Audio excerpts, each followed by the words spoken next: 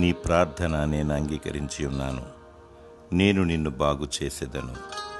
2 రాజులు 20వ అధ్యాయము 5వ వచనం. అనారోగ్యముతో ఉన్న ఆపదలు, కష్టాలలో, సమస్యలతో, అప్పులతో బాధపడుచున్నప్పుడు మొట్టమొదటిగా గుర్తుకొచ్చేది దేవుడే. ఆయన మన సృష్టికర్త, మన వ్యధలను తీర్చువాడు, మన స్థితిని ఎరిగినవాడు, మనకు జవాబునిచ్చువాడు దేవుడే. అడుగుడు ఇవ్వబడును, తట్టుడు తీయబడును, వెదుకుడు దొరుకును అని యేసు ప్రభువారు చెప్పారు.